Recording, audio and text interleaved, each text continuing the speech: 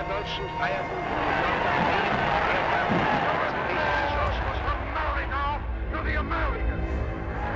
said, what are you going to do about it? And he says, what can you do about it? And I said, surely you don't say that the government of the United States is going to do nothing. Of America and the Republic for which it 2 million Jews slain.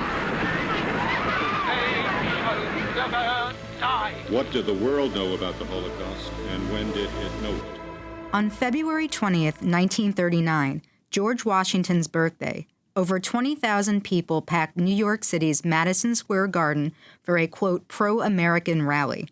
A giant portrait of the first president hung on the main stage, framed by 2 American flags and 2 banners bearing swastikas. Though framed as mass support for patriotic ideas and American values, attendees that evening were treated to anti-Semitic rants from one of the nation's most ardent and outspoken Nazi sympathizers, German-American Bund leader Kuhn. In introducing the next speaker, I do so with a feeling of personal affection. We love him for the enemies he has made. Ladies and gentlemen, Mr. Fritz Kuhn.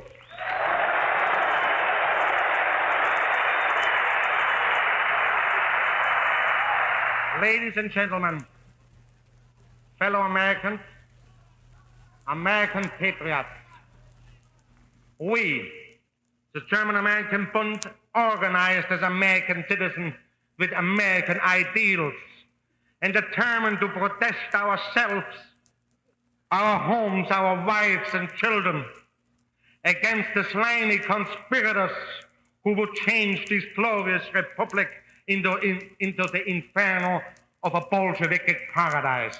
They will surely accuse in their far-reaching ambition unless you Aryans, Nordics and Christians wake up and not only speak out in thunder tongues to demand that our government shall be returned to the American people who founded it.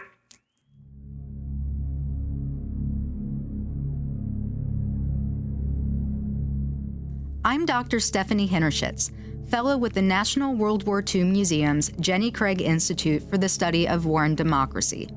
Fritz Julius Kuhn, the self-styled American Führer, was a German immigrant who became a U.S. naturalized citizen in 1934, a citizenship that would be canceled by 1943 after being at the helm of the German-American Bund.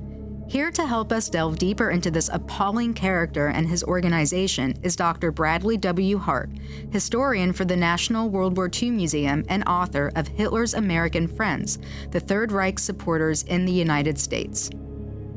The German-American Bund was founded in 1936. The primary mover in its foundation was a man named Fritz Julius Kuhn. During World War I, Fritz Kuhn had actually fought in the German military, of course, on the side of Germany, and won the Iron Cross. After the war, he immigrated to the United States by way of Mexico. He ends up coming to the U.S. in the early 1920s and actually working for the Ford Motor Company at one time in the Detroit area. Kuhn, though, has more of an interest in politics, seemingly, than furthering his career. He'd been trained as a scientist, as a chemist in Germany. He actually loses his job at the Ford Motor Company and the Ford Hospital where he'd been working, supposedly for practicing political speeches on the job. And one thing that's important to realize here is that this is not sort of the standard political speeches you might hear in the U.S. of the early 1930s. This is actually speeches relating to Kuhn's interest in Nazism, in actually the emerging ideology in the Third Reich. So in 1933, after Adolf Hitler takes power, Fritz Kuhn, who of course has this background in extremist politics in Germany, becomes the regional leader of a group called the Friends of the New Germany. Now, the Friends of the New Germany is a group that supposedly is interested in helping build political ties and social ties with the changes taking place in the Third Reich and with people in the Third Reich itself. The Friends of the New Germany kind of breaks down because actually the German government is afraid that it's going to get the Germans in trouble in the United States. It's afraid that actually it will create an impetus for the U.S. to declare war on Germany, which Hitler and his lieutenants definitely do not want to have happen in the mid-1930s. And so the German embassy actually orders it shut down, but the organization that replaces it is called the German-American Bund, and Fritz Kuhn becomes the Bund's first national leader. The Bund was headquartered in New York City. Much of its membership was concentrated in the upper Midwest, in the Detroit and Milwaukee areas, which had a large German-American community and still actually does to this day.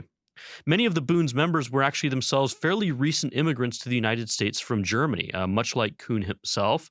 Some of them were or saw themselves as political refugees from the Weimar Republic, from the liberal changes taking place in the 1920s, and from the repression of the early Nazi Party after the Beer Hall Putsch of 1923. So many of them are attracted, many of these immigrants from Germany are attracted to the Bund for a couple of reasons. The first one being that, much like the Friends of the New Germany, the German-American Bund is in some ways about cultural ties and cultural connections.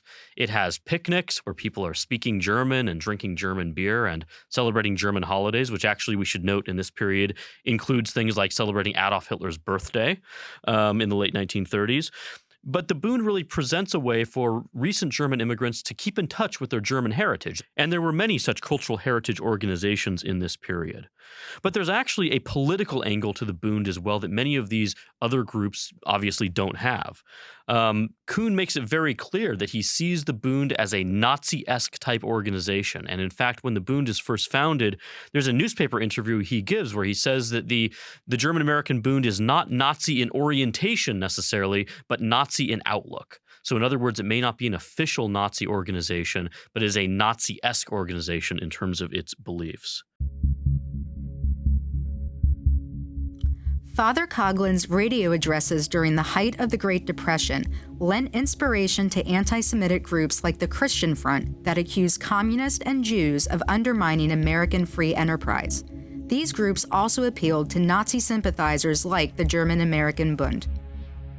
We can't talk about the German-American Bund without talking about its politics. One thing we often forget about this era is that there was actually a movement to boycott Nazi Germany in the early 1930s in the United States.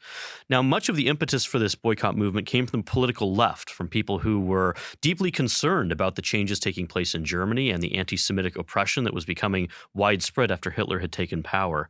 And so this effort to boycott German imports was actually seen as a way for Americans at the grassroots level to really show their displeasure with what was taking place in Germany, with their concerns over the emerging political situation, and as a way to even try to pressure the Roosevelt administration to take formal action, something like what we might consider to be a sanctions package today. Fritz Kuhn uses the existence of this boycott movement as a way to build support for the early German-American Bund.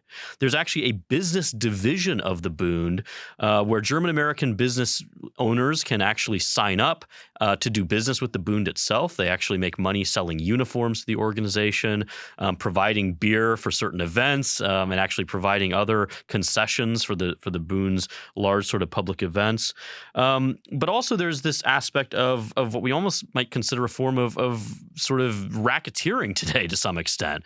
One of Fritz Kuhn's innovations in the German-American Business League, as it's called, is to try to convince these business owners to subscribe to a complicated sort of scrip system where members of the Bund would buy scrip directly from the Bund itself, and these businesses would then honor that scrip at a discount. And you can already imagine sort of the financial machinations this led to, where the Bund was actually taking some of the profits from these business members of the league and pocketing it for themselves. And so Kuhn really, I think, has this shrewd understanding of how to push the buttons of the German-American immigrant community in this period. And the politics of Nazi Germany, which, again, many people in the Bund had personal firsthand experience with because they were recent immigrants from Germany, or relatively recent immigrants in this period, but also this idea of defending German Americans from boycott movements and from what was seen as anti-German prejudice really creates a lot of appeal, I think, for some in the German American community who were attracted perhaps to the Bund not for political reasons themselves, but for cultural reasons. But this idea of fighting back and resisting and creating a support network against anti-German boycott movements really was a way that Kuhn was able to recruit a lot of people into this movement. It's important to also notice that Kuhn really has this anti-Semitic orientation within the Bund's ideology from its earlier days. Kuhn blames this boycott movement on American Jews and claims it actually is part of a wider Jewish international conspiracy, which is a very common anti-Semitic trope, targeting Germany on a much wider basis. This was a disturbing trend to some who watched the Bund's activities. But this frontman, Fritz Kuhn, was generating more and more members with his cult of personality. So Fritz Kuhn, I think it's fair to say, is a really fascinating figure in a lot of ways in the America of the late 1930s. This is a man who really comes out of nowhere in 1936 when he becomes leader of the Bund and goes from being a nobody to a name that, at least in certain parts of the country, is almost a household name. And by that, I mean especially in these areas where the Bund has really a large presence. These are largely large East Coastern cities. New York is where the Bund is headquartered, and the Bund actually has a very large presence, even physically on the streets of New York, with these very distinctive uniforms that they were marching in the mid-1930s. Kuhn also becomes fairly famous in the upper Midwest, where there's a lot of Bund members in the Detroit, Milwaukee area, where there's large German-American populations. So this is a man who's becoming fairly well-known by the late 1930s. He's also a man who's cultivating a particular reputation for himself as actually something of a party animal. Which seems fairly strange for a man who has couched himself as the future American Hitler or the future American Führer. But Kuhn actually has this sort of larger-than-life personality. He wears a Nazi-esque uniform, we could say, that's actually designed and modeled on the Nazi uniforms being seen in Germany in this period. He compels Bund members, male members, to buy this uniform. And so essentially imagine this man sort of strolling down a street in New York and surrounded by henchmen in Nazi-style uniforms. I mean, this is what Kuhn would do. He was pretty unmistakable. He also had this sort of playboyish, we might say, sort of personality as well. He was seen going to fancy nightclubs with a variety of women, apparently much to the dismay of his wife. He was seen leaving these nightclubs and commenting on what was going on in there. And of course, this is a man who is adhering to an ideology that despises jazz music in particularly as morally degenerate. This is a man, I think, who sees his path to political success as running through cultivating this image of himself as sort of a larger-than-life figure, where if you know him for the uniform and you know him for his politics, whether you agree with it or not, you also see this sort of, in some ways, fun-loving side to this man, as bizarre and as disturbing as that might seem. This is an era, I think, that's important to note as well. It's really the era, I would argue, of the first mass media celebrities. Let's look at a figure like Charles Lindbergh. So Charles Lindbergh, if we remember him at all today, we remember him often for that 1927 flight across the Atlantic, the first time that anyone had flown nonstop across the Atlantic. Well, after that, Charles Lindbergh becomes this larger-than-life celebrity. He's one of the most photographed men in the world, and he actually can't escape the press, much to his dismay. That interest in Lindbergh, of course, then creates a media circus, we might call it, around the tragic kidnapping and subsequent death of his son just a few years after that very courageous flight across the Atlantic. And so Lindbergh is really this larger-than-life celebrity. Father Charles Coughlin, the most listened-to radio host in history, this is the era where he's cultivating this huge audience as well. And so I think it's somewhat logical for a figure like Fritz Kuhn to look at these two men, Father Coughlin on the radio, Charles Lindbergh in the visual press, in the newsreels, a man who's in the newspapers really every day. Two men who Kuhn sees as ideologically somewhat at least aligned with him. Obviously, Coughlin much more so than Lindbergh, at least in this early period. And I think Kuhn sees himself as emulating these men who have really put themselves on the American national stage in a way that, because of technology and because of American society, no one had really been able to do before. Kuhn's admiration for Hitler prompted him to organize a trip to Germany for a group of his most loyal devotees in 1936 to attend the Summer Olympics in Berlin. So the 1936 Berlin Olympics are going to be a huge propaganda moment for the new German regime, effectively. Hitler sees this as a big opportunity to really impress foreign visitors, not only with the way that he's rebuilding Germany from the unrest of the hyperinflation period and the Great Depression, but he's going to try to make Germany appear to be a normal country and his regime to be a normal regime. In the weeks before the Olympics, the Nazis actually tell shop owners to take down anti-Semitic signs from their windows that actually the Nazi Party itself had encouraged or mandated in an effort to try to downplay the regime's anti-Semitism. And this apparently works. There are many accounts from visitors who go to Berlin in 1936 and say, well, I've read these accounts of the terrible things happening to the Jews in Germany, and it's just not true. I didn't see anything like this when I was there. And of course, we know that the anti-Semitic persecution facing German Jews was not at all abated in 1936, and in fact will only accelerate after the Olympics. But for this brief period of time, Hitler sees this as a way to try to fool the world effectively and try to convince them that the things they're reading in the newspaper, in fact, isn't true. Fritz Kuhn sees the 1936 Olympics along similar lines. He sees this as a propaganda coup for himself. Kuhn actually makes the journey to Berlin with a fairly large Bund delegation. And the way that he wrangles a meeting with Hitler is that he convinces his followers to make a charitable donation to one of the Nazi Party's supposedly charitable causes. So Kuhn gathers up this money from his American members. He puts all their names in a golden book, effectively, and goes off to Germany. He gets a meeting with Hitler himself, and he presents this book to Hitler in a sort of meet and greet session.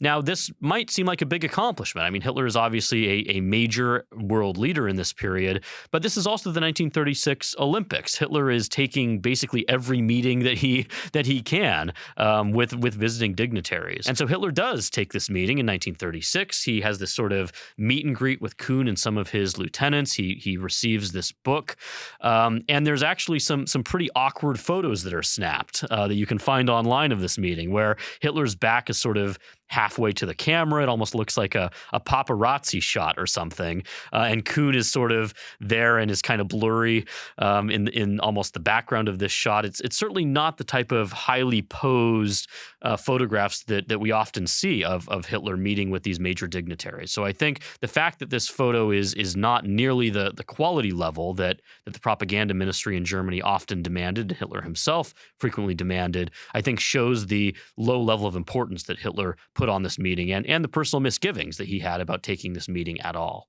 Well, regardless of the actual quality of the photograph or the substance of the meeting, Kuhn sees this as a major propaganda coup. He actually takes this somewhat blurry photograph back to the United States and puts it on the front page of the propaganda newspaper that the Bund itself publishes and distributes on street corners, especially in places like New York. And so this is a photo that receives quite a bit of press attention. Kuhn also says that in that meeting with Hitler, Kuhn was explaining the goals of the Bund and explaining who he was, I think, to some extent to Hitler. And Hitler says something supposedly along the lines of, well, go back and continue your fight, or continue your struggle, which seems almost like a kind of throwaway line. And given, again, Hitler's own misgivings about this meeting and lack of interest in it, it's probably him sort of trying to move on to the next thing. But Kuhn takes this as Hitler's endorsement. He presents this as, well, Hitler himself has endorsed me to become the Nazi Führer of the United States, which is probably not at all what Hitler had intended to do in this meeting. But Kuhn uses this as a big propaganda moment. And so after 1936, you see Kuhn constantly referring back to this meeting with Hitler, this supposed endorsement that Hitler has made of the Bund, and this kind of blurry photograph of this meeting during the 1936 Berlin Olympics. These all become sort of the cornerstones of Kuhn's claim to have a legitimate endorsement from the Nazi regime. Kuhn's trip to Germany and unabashed admiration for the Nazis drew scrutiny from German Americans who wanted to distance themselves from the Bund, but also drew attention from Congress and the American public. So by 1937, we begin to see the Bund making a big splash on the national stage. Obviously, in the areas where the Bund has thousands of members, we should mention that Kuhn's estimate at one point is that they have upwards of 100,000 members nationwide. Historians think that number is much lower. I mean, I think it's probably around 20 to 30,000 at any given point in history. But it's kind of tough to know. The Bund actually destroys many of its membership records, and people float in and out of membership over the course of its existence. So it's difficult to know how many people were actually involved with this at really a membership level where they were actually paying dues. But by 1937, regardless of how many members there are actually in the Bund, we begin to see it receiving national attention. This first happens because of infiltration that takes place of the organization, not in fact by law enforcement, but by enterprising reporters. So there are two brothers who are German-American themselves. They actually fit the profile of the German-American Bund's membership in a lot of ways. Their Americanized names are John and James Metcalf. Their original German name that was changed apparently when they immigrated to the U.S. was actually Oberwinder. So the Metcalf brothers joined the Bund under their original name of Oberwinder, and they rise to leadership levels actually within the New York Bund. John C. Metcalf is actually a leader in Kuhn's central organization in New York City. And his brother James Metcalf actually joins the sort of armed division, what was called the Ordnungsdienst, in the Chicago Bund. And so both of these brothers, and this is really fascinating, are actually exchanging telegrams and letters with one another while they are essentially undercover in this organization, talking about what they are finding. They also keep extensive journals and diaries about the Bund members they're encountering. And in late 1937, these stories begin to appear in the American press. So John Metcalf, actually writing under the Metcalf name, because this is not the name he's joined the Bund with, begins publishing these exposés in a Chicago newspaper. You can imagine the impact that seeing photographs of men with swastika armbands saluting the German national flag on American soil, and accounts of men training with firearms, legally, seemingly, for some future, perhaps Nazi revolution, as is implied in some of Metcalf's stories. You can imagine the impact that this has on American readers at this point in American history, while they're seeing very similar images coming out of Germany in the newsreels they're seeing on a regular basis every time they go to the theater. And there's also sort of this dark implication that Metcalf begins putting forward in some of his articles, that the Bund is waiting for some future day that in German is called Der Tag. It literally is just the day. What the day is, Metcalf is implying, is the day that the Bund is preparing to somehow take power in the United States. And so how could someone like Fritz Kuhn really expect to become some sort of American dictator? We have to remember that the idea of Der Tag is not necessarily about an armed coup against the government or seizing power by force. It's more about the idea that the government itself is going to collapse, and that the Bund is going to step into some kind of void that's going to emerge through a collapse of the American political system. One recurrent theme that we see in Kuhn's speeches is this idea that the German-American element, as he calls it, that is Americans with German-American ancestry, no matter how far back in history that might be, that the German-American element is going to unite and take its proper place, as he puts it, in governing the United States. And when the German-American element, Kuhn claims, will take that prominent spot in leading the country, then they will lead the fight against supposed Jewish domination of labor unions and Jewish domination, as Kuhn sees it, of the Roosevelt administration itself. And so these Metcalf articles in 1937, they extend actually for months. You can imagine the impact these have. They really begin to open Americans' eyes. So we begin to see increasing interest from the FBI, which also seemingly infiltrates the Bund or cultivates contacts within. But the FBI can't find any crimes to necessarily charge Kuhn or the Bund's membership with. In 1938, Congress actually steps into this when the House votes to create a committee to investigate what it calls, quote-unquote, un-American activities. This committee will become somewhat notorious later on in the 1950s for its investigation of communists and the far left. But in 1938-39, it actually is interested in investigating the Bund and other extremist groups with pro-Nazi views, in addition to supposed left-wing infiltration of labor unions and the government as well. And so by 1938, we not only have interest from the press and interest from the American public, but also very much increasing interest on Capitol Hill as well. Kuhn's fervent pro-German programs and events, including a German Day festival at Camp Siegfried on Long Island that drew nearly 40,000 attendees to celebrate German-American culture and, of course, Hitler's Germany, designed to attract support for his organization, worked almost too well. In 1938, the newly formed Special Committee on Un-American Activities began an investigation into the Bund in response to Hitler's growing power in Europe and his anti-Semitic policies. The chairman of that committee was Martin Dies Jr. You and I are naturally concerned with what is happening across the waters. We cannot view with indifference the tragedy that is being enacted over again. Naturally, we are sympathetic with the forces of democracy and the struggle of democracy to preserve itself. But of more immediate concern to us are the enemies within our own country and the threat within our own midst to our own institutions. The chairman of the committee is actually Congressman Martin Dies Jr. of Texas. Martin Dies Jr. is a really interesting guy. His father had been a congressman from Texas, Martin Dies Sr. He himself is a Roosevelt ally on some issues and a critic of Roosevelt on other issues.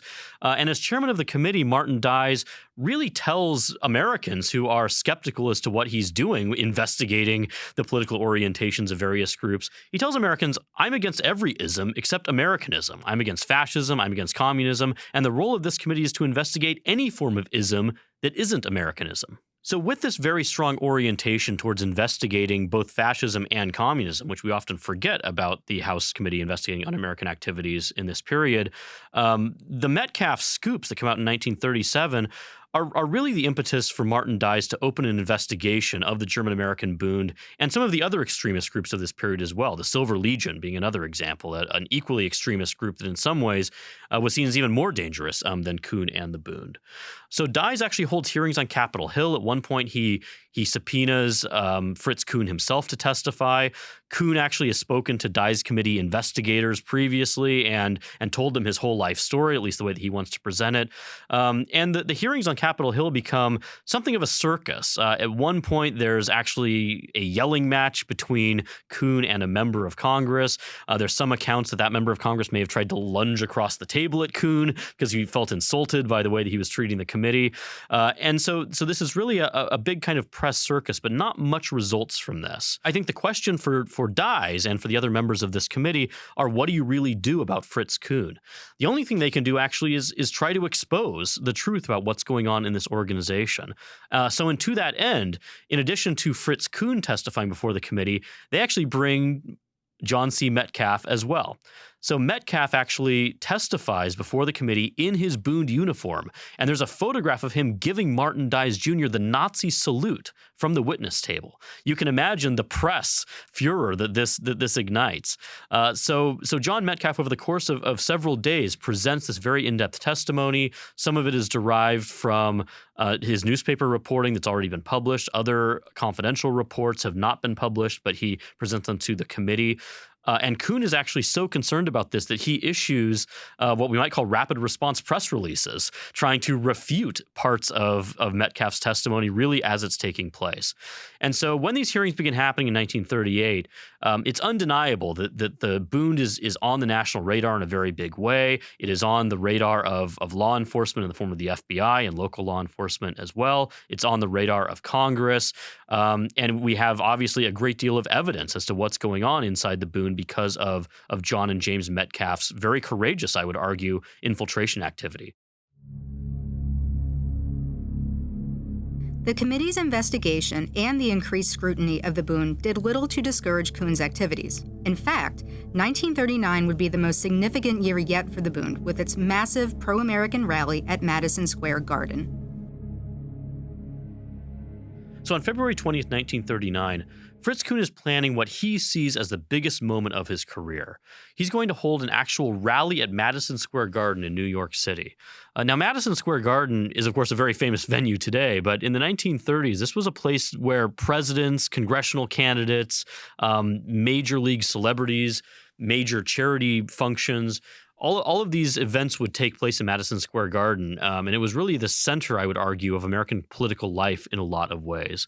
So Fritz Kuhn using this very famous stage is a very big statement towards the credibility that he thinks he has with a lot of Americans and the ambitions that he has for his future career. Mayor LaGuardia of New York City is actually pressured by groups to deny the Bund the permit to have this event. These groups who would say that this is going to be divisive, that it's a dangerous event for especially Jewish New Yorkers. And LaGuardia largely agrees with these critiques and believes that actually the Bund is an appalling organization. But he makes the fateful decision to let the rally go forward. And he actually tells an aide something along the lines of, let them show themselves to be the fools that they are. This event immediately becomes a circus, really, before it even kicks off. There are protesters who are there, and in fact, by many accounts, the protesters dramatically outnumber the actual Bund members who are there, perhaps as many as 3 or 4 to 1. There are labor groups that are protesting. The Communist Party is protesting. There are Jewish groups protesting. There's even things like ladies' knitting circles that go to protest this event. And so this really riles New Yorkers of all political persuasions and backgrounds in a lot of ways, who are appalled to see the swastika being carried through the streets of their city. Inside the arena, it's equally a circus in a lot of ways. So the event begins with a parade where there's essentially men in Nazi-style uniforms carrying American flags and swastika flags down the center aisle. The American national anthem is sung, and people give the Nazi salute as it is being sung. And there are drummer boys who look like they are literally taken from the streets of Munich, except that they're American, on stage sort of beating out this very martial tune. And so over the course of the evening, we will see the imagery of Nazi Germany really playing out on this very important stage in the middle of New York City, the most important city in the country in this period, culturally, politically, in a lot of ways, and also this very important venue in the middle of this critically important city. On the rafters of Madison Square Garden, there are these giant banners proclaiming the Bund's vision for a free, white, Gentile United States. And one of the Bund's slogans is Free America, by which they mean an America free from supposed Jewish control, hearkening back to these classic anti-Semitic conspiracy theories. On the stage itself, there is a sort of vertical, stylized American flag next to a giant banners that have the Bund's own logo, which is a swastika sort of rising from the ashes, almost like a phoenix. These are gigantic banners behind this huge stage in Madison Square Garden. And I think most provocatively of all, there's this gigantic, and we're talking 30, 40 foot tall, portrait of George Washington right in the middle of this stage. Now, why George Washington? Well, Kuhn has coordinated this rally to correspond with Washington's birthday, and he has couched it as a George Washington birthday celebration. So this is really a provocative moment, really, for Kuhn. It's not just that he's having this sort of Nazi-style rally in the middle of Madison Square Garden in the middle of New York, but that he's directly proclaiming in a lot of ways that his movement, and by extension, Nazism itself, is consistent with American ideals. And that, of course, is an idea that is ludicrous in so many ways because of the direct opposition between Nazi ideals and Nazism with the ideals of America. But Kuhn's entire point is to try to argue to his audience that that's not the case, that one can be a loyal American and be loyal to the tenets of Nazism at the same time. Outside the arena, there are tens of thousands of protesters. They're actually clashing with the New York City Police Department that has been deployed en masse to prevent the outbreak of violence. There are actually Bund members who haven't been able to get into the arena or who have chosen to stay outside to fight with these protesters. And so we have really a violent scene unfolding. The largest minority element in the United States, the German Americans, is today persecuted in every field of endeavor. Why? Because the common enemy of all of us who stand up for the Americanism which the founder of our government implanted in the nation is realizing that if ever we can get together in a united political front, this minority will be able to move mountains. And that is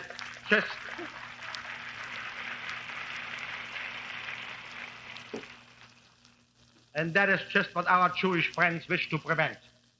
So as Fritz Kuhn himself takes to the stage at the end of this rally, he begins delivering this really anti-Semitic stemwinder.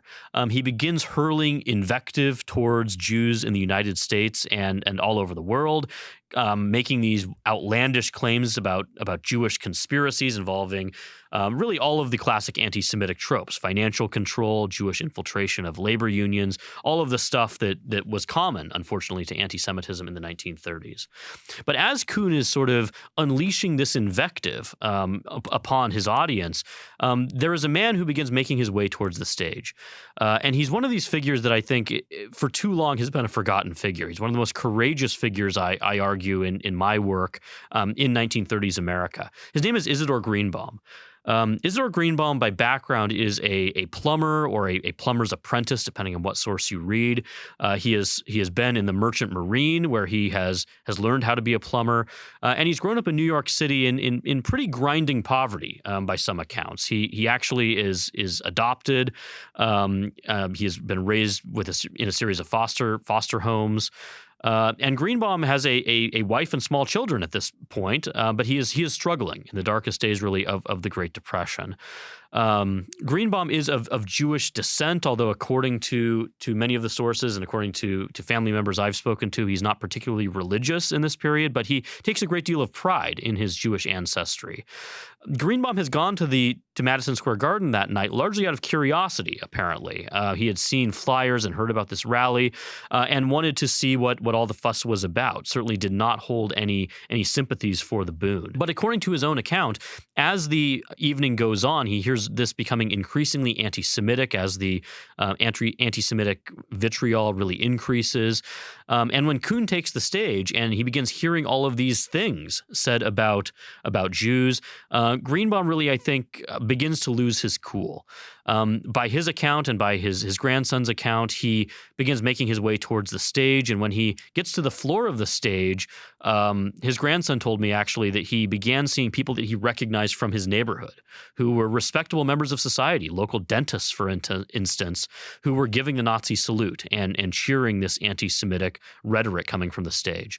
So Greenbaum, I think to some extent, is deeply disturbed by this rhetoric and feels that something has to be done. And so he takes a bold and indeed, I think, foolhardy in some ways step. He actually rushes the stage to try to interrupt Kuhn's speech. He yanks out the microphone cables that connect Kuhn's microphone to the in-house audio system, and by some of the press accounts, turns to the crowd with the microphone cables in his hands and shouts, "Down with Hitler," which you can imagine how that was received in an audience full of more than 20,000 people, most of whom were Hitler enthusiasts or sympathizers at this moment. Controlled labor union, free from Jewish Moscow-directed domination.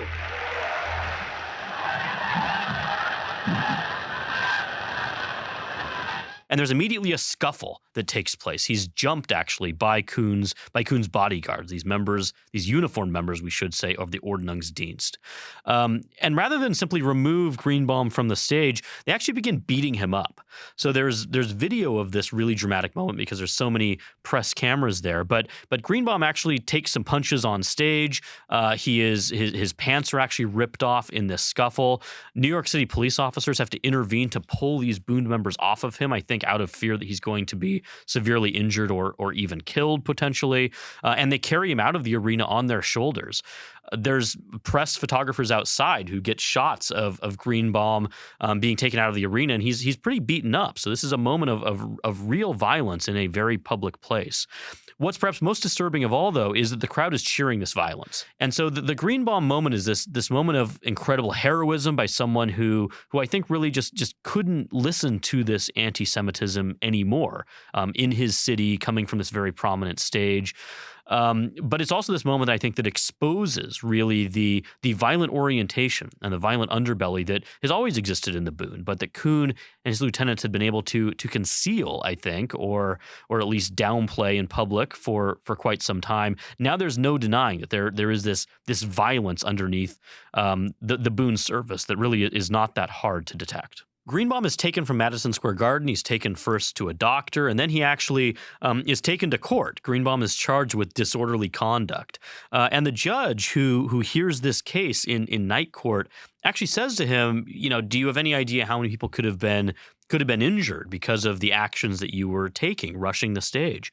And Greenbaum actually says to him, well, Judge, do you know how many people could be harmed because of the rhetoric coming from the stage? Paraphrasing, of course, but he turns the judge's question around on the judge and turns it around to the question of how dangerous this anti-Semitic sort of vitriol coming from Kuhn and his lieutenants could be for America's Jewish community. Greenbaum has instantly become a hero for millions of Americans for standing up to this anti-Semitism and this anti-Semitic group that seemingly no one else, including law enforcement or the government, can really do anything about. Kuhn does get headlines actually overseas as well. Bizarrely, the Nazi propaganda press picks up this incident and writes short stories about it, claiming that Kuhn has nearly been assassinated by an international Jewish conspiracy, as they couch it. In the aftermath of this event that has become really a circus in a lot of ways, there are dozens of people injured in the fighting outside. The Greenbaum moment has been incredibly dramatic on the stage of Madison Square Garden. New York City officials decide that something has to be done about Kuhn. And so Mayor LaGuardia, who is personally aggrieved, I think, in a lot of ways, he's been shown to be somewhat foolish in the sense that he's given a permit over to this event that's clearly gotten out of hand. He actually orders the city's attorney general, Thomas Dewey, who will become famous later on for running for president in 1944 and 48. Thomas Dewey launches an investigation of Kuhn and the Bund. They actually raid the Bund headquarters in New York City. They seize their financial records. And after actually a fairly quick investigation, discover that not all of the Bund's money has been, let's say, properly accounted for. So Kuhn is actually charged within just a few months of this dramatic event in Madison Square Garden with a host of financial crimes, ranging from embezzlement to other more complicated financial crimes. He is put on trial, and actually most of those crimes, the charges are either thrown out by the judge or they're dropped. But he is eventually convicted of a couple of crimes relating to money that he claims to have borrowed from the Bund's coffers, but never appears to have been repaid. So Kuhn, actually this man who at one point had met with Hitler, supposedly gotten his endorsement to lead an American version of the Nazi Party, who saw himself as the future American Hitler, actually goes to Sing Sing prison before World War II is even broken out. And in fact, after the war, Kuhn will actually be deported to Germany. His naturalized American citizenship will be revoked on the grounds that he has harbored loyalty to another country. And in fact, this man who saw himself as the future American Hitler sits out the war in prison, ends up being deported afterwards, and dies in obscurity in Germany in the early 1950s. Though the Bund's rally was one of the strongest outpouring of support for fascist policies in American history, thousands of protesters inside and outside of Madison Square Garden that evening were proof that Kuhn's anti-Semitic messages would not be met without a fight.